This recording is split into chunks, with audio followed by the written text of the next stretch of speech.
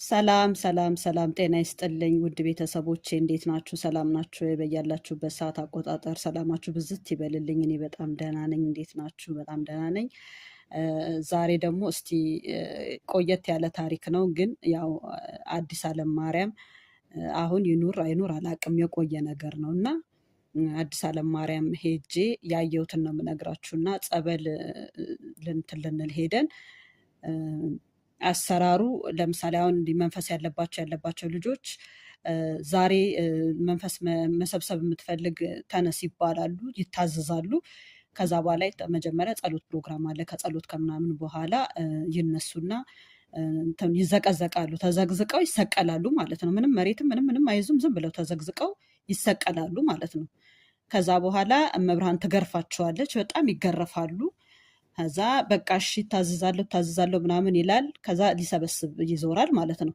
ከዛ ሁሉም ብዙ ናቸው፣ እንደዛ በአንድ ጊዜ የሚነሱት ብዙ ናቸው። ከዛ እየዞሩ እየሰበሰቡ እያለ ማለት እኔ በጣም የታዘብኩትን ነው የምነግራችሁ። እና አንዷ የ8 ወር እርጉዝ ናት እና በጣም በቃ ብዙ ሺህ ህዝብ ነው እዛ ቦታ ላይ ያለው ለፈውስ የሚሄድ ማለት ነው።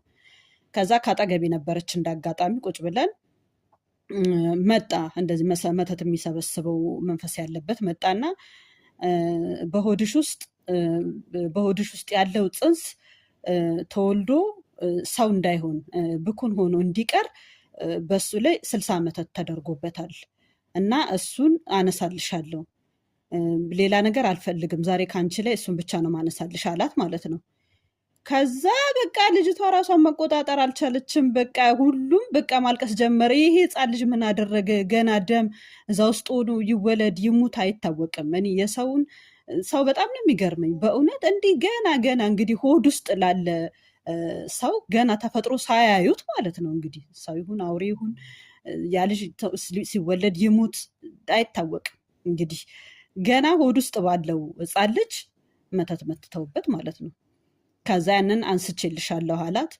አሁን እሷም እንደዛ ስታለቅስ ቆይታ እኛም እሷን አረጋጋናትና ምናምን በቃ ከዛ ወደ ቤቷ ሄደች ማለት ነው። እና እኔ በጣም ነው የሚገርመኝ መተት አድራጊዎች ቦታ አይመርጡም፣ ሰው አይመርጡም፣ የሚያደርጉበትን ሰው አይመርጡም።